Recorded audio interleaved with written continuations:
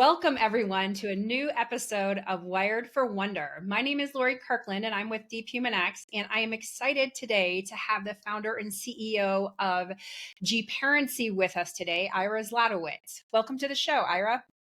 Thank you so much. Thank you for having me. I appreciate it. Good. Well, in our Wired for Wonder episodes, right, we want to dig into what the future of work could look like. What is it that leaders need to be thinking about? What is it? Problems that we're all going to be facing, and just have a conversation out loud and look at how could we as leaders really create a future work that works for everyone. But to get started, Ira, do you want to just give us a brief background on kind of who you are and what is keeping you most passionate in your work in the workplace today? So, just try to sum it up in relation to what the discussion we're going to be having. I have a company called GPARENCY. The company is really revolutionizing the way commercial real estate financing goes down, similar to Netflix and Blockbuster. The difference is I used to own the Blockbuster and now I'm the Netflix. So I lived in the old way how it was done, and I venture back the company to build the future of how people should do financing. And I truly believe we're in a world of, I was always in a world selling data, right? I know which banks want to do things. I just charge a commission. But today, and especially with AI, everyone has access to all the data. Everyone has access to everything. And you really got to position yourself for all the possible scenarios. So I feel like I have the perfect sports stance today on the business front, that when someone needs a mortgage, they want to go the old school way, get a conventional mortgage broker, pay them a percent at the closing. That was my former company. GPARENCY is, you want a mortgage broker where I guarantee the best financing for $4,500. I call myself a mortgage assurance broker. That's GPARENCY. That's my company today. And then someone says, I just want to do it myself. We spun off a new company called GPlacer, which licenses and sells the data, the banking data, all the information you need in order to go direct and close your deal and make sure you cover all the bases. So, one of the things we were discussing is where AI is going to. That GPlacer company will eventually have all the AI tools around the data if you don't even want a human at all. You want to use the GPARENCY equivalent with AI? No problem. Have an AI bot, robot, agent, whatever you want to call it, will help you. And eventually we might be able to build one day the AI mortgage broker in full, also be through GPlacer. So that's where I'm at. I'm looking forward to an exciting conversation. Okay, so your thinking is amazing, right? Like I loved that how you briefly just mentioned you have three different companies with three totally different operating models and goals and destinations, right? In this world of AI, what do you think are some of the skills that you've been using recently to be able to manage, and even come up with or think about the three different scenarios that you probably wouldn't have used in business 10 or 15 years ago? So it's a little bit of a loaded question to comment. I think it's more that the approach right now is, don't assume that people don't know things. People have access to whatever they want today. So in the past, like, why would I say the name of the bank I'm using, and somebody's now going to know that bank and go there? No. Everyone knows it anyway. So let's just be forthcoming with that information. It doesn't hurt you. It's supposed to try to have this vault. You hold everything in, let it come out. We call it a lender vault.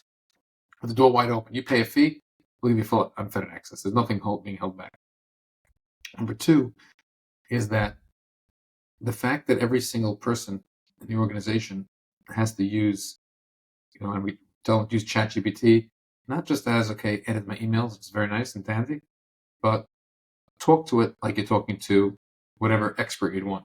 So if my marketing team comes in and they have a question, I said, I'm just curious, before you ask the question, who's sitting in my office with me? The biggest marketing genius in the world.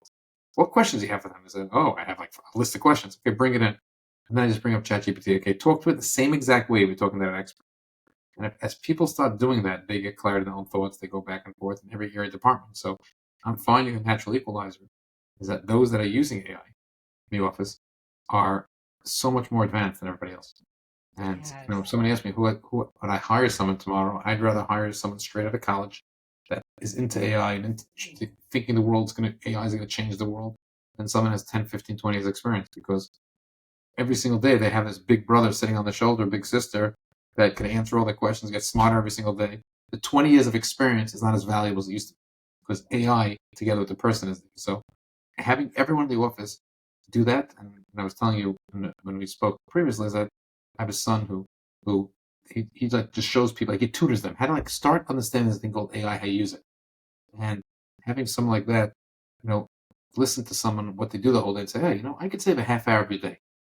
And now people normally don't want to delegate to an assistant, but I could automate certain steps of what I do. Oh, I'd love to do that. So these are the things we're doing, and we're seeing just huge benefits by we start capacity to take on things have been so much stronger and wider and a higher accuracy for what a person can do just by themselves. So not relying on AI, it's enhancement. Yeah, and you really bring up something that I think is a pain point, but is also AI is giving a solution to is people's capacity, right? In the work world today, everybody feels like there's too many meetings, there's too much stuff. Oh my God, I can't even do one more thing.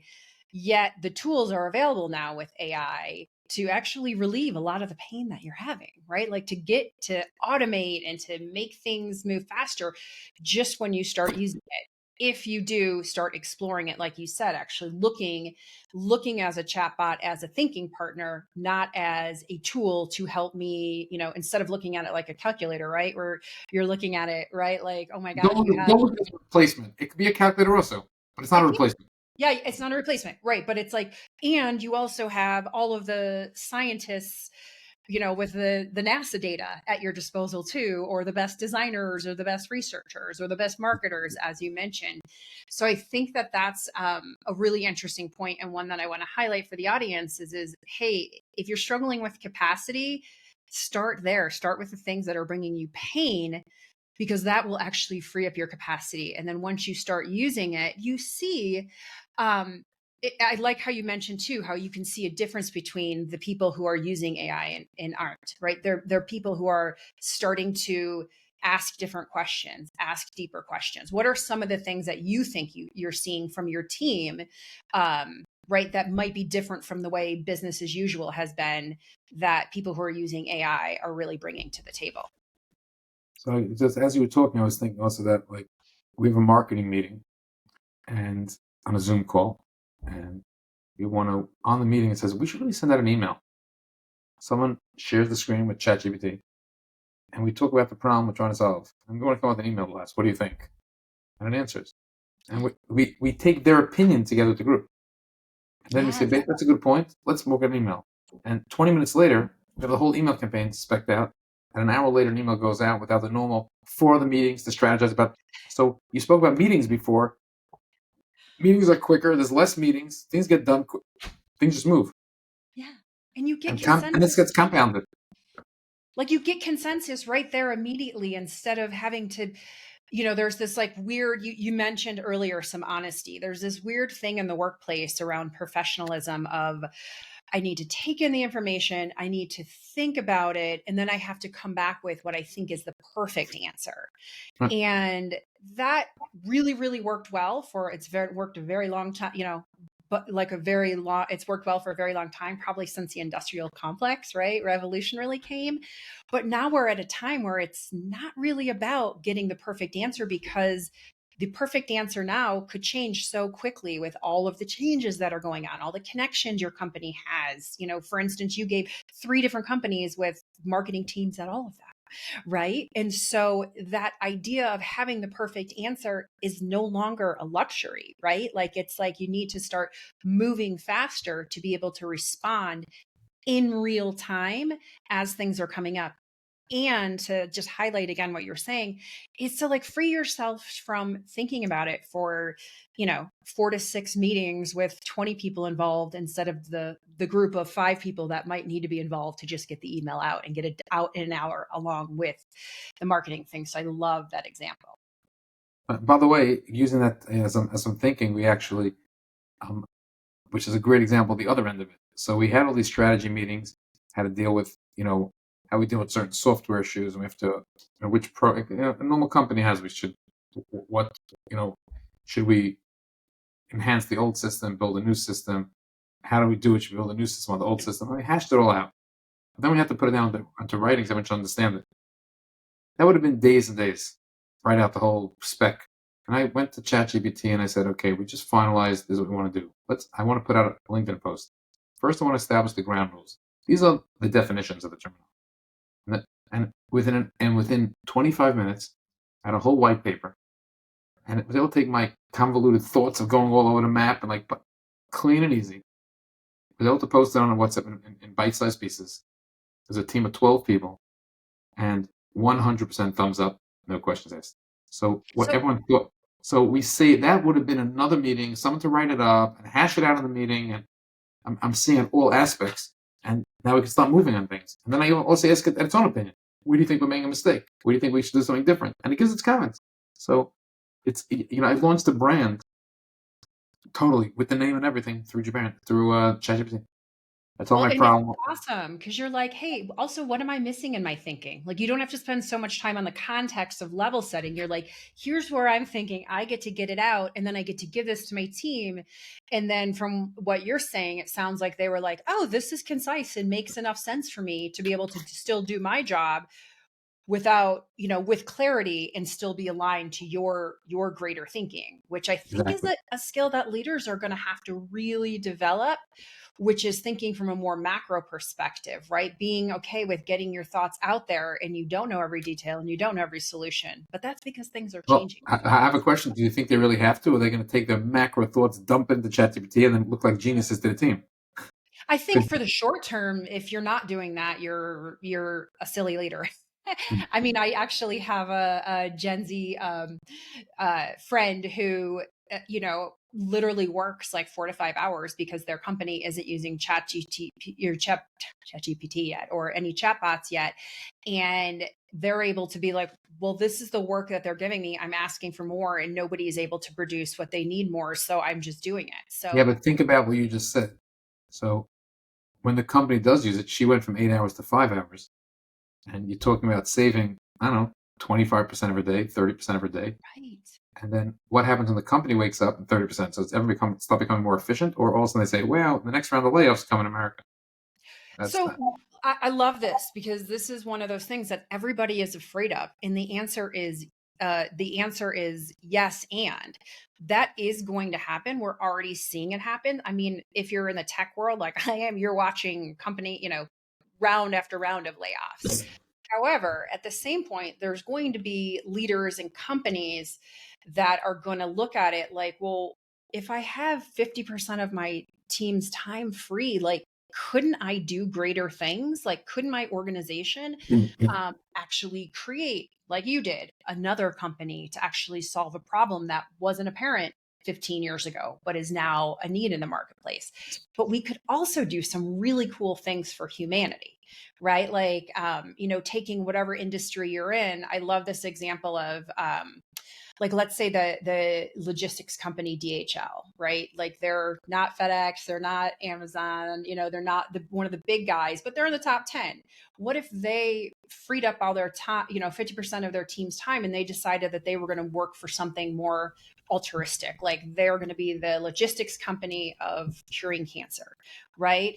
In this time of change, they could have people who were working in partnership with other companies that are feeling that same belief, and they could be working towards something greater. So still making money, increasing revenue, crazy productive, but also giving their employees and their business more of a purpose than just sheer logistics, right? Like, that is I agree with you. But altruistic, but yeah, I would I love. agree with you in a very big way. And that's really like, people say, what's my drive? I already opened up a new company at this age. What are you doing it for? And my goal is to take this thing public and then to donate my time to do altruistic work all day. That's my goal. Yeah. So, but I'll tell you what I realized and everything you're saying. Right now, there's a big pain in your example, and there's an organization needs a lot of help, and that, if they found out they could have 50% of UPS's time. Now UPS, they might say that they can use all 50%, they only need 20. So UPS still has 30% capacity. But it can also take on new businesses, so they'll go from 50 to 60. They'll net get rid of 20% of the staff. But here's the story: as that organization starts using AI, they wouldn't need as much help from from UPS. They'll only need 10% from UPS. It's like, I think when a company starts having time, I debate all the time. To what bigger market cap is there? Now, the fact they came with a new company, that could cause another company to go out of business. Right? So Mhm. one company opening up is another company could be negative. Sometimes it's a brand new product. That's the overall market. It's bigger. But if the market's 100%, And with all the market could really go to 120, but restricted because of labor and time. Well, Mhm. now we'll get to the 120. But if half the jobs are gone, so we still fit, meaning half the time is saved, so half of 120, 120% is 60%. So you still have a gap that what's going to happen to that gap. But when my company starts having more time, we're outsourcing less. We're outsourcing less. So this marketing company we used to use, because I needed them, that made them special, is that I was able to just trust them. They understood the branding, they understood the graphics, understood the look altogether. The world changed now. I don't need them for strategy as much. I just need them for the graphics. So I Yeah. just need the graphics. For the graphic piece, why am I paying that price? I can get someone that's just knows how to do graphics to execute my vision, which I know exactly how I want because I have better clarity. But for the same token, also, the world is willing to accept sometimes AI graphics. So, so sometimes I have to be very professional 100% of the time. Now I have to be professional 20% of the time. So that's the evolution. Like I met someone who has an outsourced company. Oh, I have labor in a different country. If you pay $13 an hour, amazing labor. Now he's telling me how he's going to use AI. His laborers, they could do 3x for now, and for the same $13 an hour. I said, I don't want to break this to you, but the companies that hire you have more capacity. Right? We're discussing they have more Right. capacity. Number two is that if they realize that they don't have to outsource 100 people, only 30, and that people that in the States have more time, it's a net hiring 15 more people. They'd rather have 15 in America, not fire anyone, and stop using outsource companies. So I think this whole evolution, that's what like I'm trying to figure out where is it. Clearly 50% or 80% of jobs that we're doing today are gone. What's going to be created in its place? I don't know. Well, I mean, that's what I think is an honest conversation that we need to be having is like, look, things are changing, right? You can see the divide across the world, you can see the environment, you can see the workplace, you can see the technology, right? There's so many places that are changing, which means that as leaders and as humans, we also have to understand that we don't know the destination, right? In the industrial kind of the production line thinking, there's always create a car at the end of the production line, right? There's always something you're getting to. Well, all of a sudden we're building a bridge to a destination we don't know. So we have to make that bridge safe, and we have to make make it so that it's appealing so people will go over it. But where we're building to is what humanity is going to be responsible for creating. But understanding, I think you just did a really good job of really highlighting, like, look, we're in a changing time and we don't know, just like we didn't before the internet. We didn't know things like digital agencies were going to exist, jobs like UX designer, right? All of this was all brand new that we didn't know. Or apps, right? Companies are, I mean, think about how much humanity we've learned to speak in the language of apps. And that was nowhere around the world 25 years ago, right? That's where we're at. And so as leaders, like, I think there's a lot of power in embracing that we are in a time of change. And how do we move through the change with the current rather than trying to either one, stand still and pretend like it's not changing, right? Or keep making wild guesses that aren't, that may or may not sink your ship, so to speak, right? And so I actually love this conversation because I don't think that we're being honest enough about that we don't know the destination. And but we can still move forward. Like, we still have this opportunity, and humanity always does it in times of change. If you look through historical past, and if you want to look at philosophy, history, whatever group, right? Humanity comes to a precipice and then change is happening. And we are in the time of change. Well, also, And some people brought up a good point. As long as it's a change, that maybe the change go back to the beginning. If people used to work 9 to 5 and they went home at 5, mhm, I might go back to that again. yeah, You know, yeah. No, well, and Bill Gates is like, hey, people aren't going to have to work anymore. And so the question is then, as human beings, there was a time before, I would say the current time, where people went to work and they enjoyed what they did and they felt like that was how they were contributing to the world. So the question is going to be is what are you going to do? What are you going to do with the free time that you have? Like you mentioned, wanting to get to do all altruistic stuff. I mean, honestly, with AI, we might be able to get to the place where we can be working, making money, and doing the altruistic stuff. but And the then question use again, I asked the same question. If we get to the point that time is not needed, so there's less altruistic stuff is needed, because it's also like a lot of the organizations that exist, you donate your time and any logistics, they can't afford programming. They can have all these same tools, so I think they also need less labor. Like Every aspect of everything changes, you know? Yeah, but new possibilities I think are going to be created. Like I have this like faith in humanity that like let me ask you this. You know, I have a faith in humanity that that they're going to move forward, but let me ask you this. So let's say it all works out, right? That like for some reason AI takes jobs away, but then it also creates a whole new, you know, classification of things we can't even imagine yet, right? What would the future of work look like if it all worked out? If it wasn't all about doom and gloom, if there I don't was know. like, I listen to what the experts say, and they say you're going to have universal income, and a few people are going to be working, and you know, I don't know. I had the so same it would look question. like, it would look like fun. It would look like play. It could look like, Yes, but you know, you speak to someone who they retired, and like a year later, they're going crazy. Can yeah. someone just, you know? So if I could sit as an Orthodox Jew and study the Talmud, I can't sit and learn the Talmud the whole day. So still, what am I going to do? I work for an hour or two. I study the Talmud for some time. But same type of issue. Same type of thing. But then, so what would be created in that case then is maybe there's going to be spas where you can go study the Talmud with other people who are like minded, But the right? Like question is, that. can you do that all day? You haven't sit, Well, that's you can but I sit on, mean, I'm just I can saying, I sit on think there, TikToks all day now. You know, like what are what? you gonna do? You can sit on TikToks all day. No, I actually think we're gonna. My prediction is we're gonna actually get away from screens and we're gonna start seeing technology more into the natural world, where Like it's what? not. What's an example of that?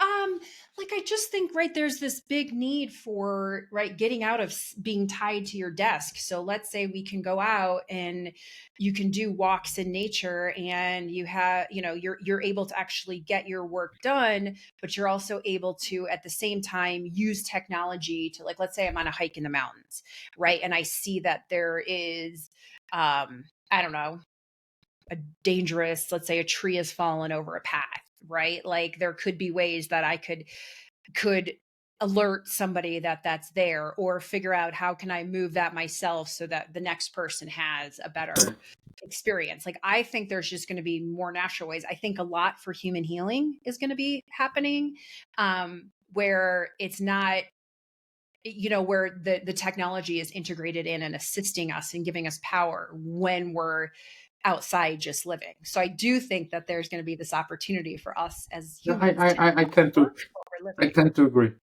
Question is to what extent, but I tend to agree with that. Okay. So good. So tell me too, at deephumanx. So we have the name deephumanx. X is the unknown variable that each of us has within us, right? That driving force. If you were to look at kind of everything you have today, what do you think your X is that is really driving you in your work world? Told you I want to be able to sell out and be able to donate my time to do altruistic charitable work the whole day.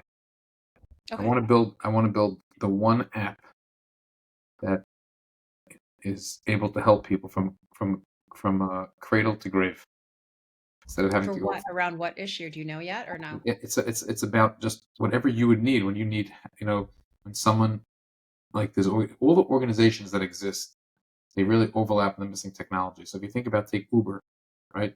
Why is there not a free Uber? Right? People, you have volunteers to take people to the hospital. What technology are they using to arrange those rides? So Mm, build the Uber app for those organizations throughout the country and out the world. There's whatever organization exists, what technology? So like if you could be the backbone technology for all those organizations, and then you build at one technology from everything from cradle to grave. So you talk about, you know, people die and they don't even have what all the passwords are and everything like that. This should have that as far as for that for you as well. If you set up a will and a trust, if you did, where you're storing it. So all things as you go through life, the things that people could need, right? People have a baby and they want to know, maybe that people just, their baby now is one and that could give away their baby. There's organizations try to put these things together, but there's no one centralized charitable version of it. And that's really mm. build the back office technology from that end, and then empower every race and religion and organization to have their controls. So you have the right controls in place to, that you're only on there if you're verified, that type of thing. Because if I'm going Yeah. to offer rides, I have to make sure someone willing to trust. So that's the idea. That's the drive. And if See, God and I blesses me, love I can that do it. because that is so deeply human. That could be a solution for, I mean, there could be so many different ways to like get to that, to really talk about the altruistic thing. I'm really hopeful that it's up to, thinking that it's up to us, the leaders, to be like, those type of ideas, that's what's going to be the beauty and essence of humanity is when we start focusing our time, the free time we have, on things like that, right? Like, yes, we all want to make money. Yes, we all want to be successful. And we want to do something that is really Meaningful. fueled by our passion, meaningful. Exactly. And the workplace is not doing that today. Let me ask you, in 2 sentences or less, what do you think the future of work will look like due to AI? I think that the people that are working are going to be having a lot more relaxing environment of what they're working in. I think they're going to be managing agents, so to speak, who don't talk back to them. And they'll be able to use the most creative sides of their brain. Ooh, And the creative sides. I love that's that, what I right? that's what I that's what I feel. I think everything else, or you're a plumber, like someone says, become a plumber. I think those are the two types of jobs. But I love it. I think plumbers will be replaced first because the robots they're building can do the plumbing. So it's like, Well, I mean, that's another example of, right, where plumbers can have technology to help them in the space, right? We talked about getting away from computers. Like, that's another example of, right, when you're physically in space, what are ways that technology can assist you without you having to go back to the truck or order a part or things like that, right? Like, uh, I mean, imagine if I don't know. I just think there's a whole bunch of areas there. So I love that, and I love the nod to the creative part. We haven't allowed people to be very creative at work in the current situation. It's very logical, linear standardization and process, which is needed, but there's also a lot of room for creativity. And then lastly, my last question for you, Ira, is what are the top 3 skills that you feel people who are looking at developing themselves to stay relevant and impactful? What are the top 3 human skills that they should be looking at? so I'm not really sure it's a human skill or how you classify it, but I think you always have to be a student of business, always ask questions, always be curious. And if you stayed with that, um, along the lines of be willing to accept change because it's happening fast around you. I think it's really those two encompass almost everything. Everything else is the same. Like I don't think anything else is different than advice you'd give someone 20 years ago, 100 years ago. I think for today, the curiosity and asking questions is much more today at the rapid pace because things are changing and be willing to accept change. I think those two things you go firm on. So everything else you naturally think, I think that's going to take something to the next level. Great advice for our audience. And Ira, we really appreciate having you on today. If anyone who's listening wanted to connect with you or find out more about you, where should we send them? I'll give you my cell phone number 917-597-2197. I try to respond to every WhatsApp. Or they can email me, iraz@gparency.com. GPARENCY.com.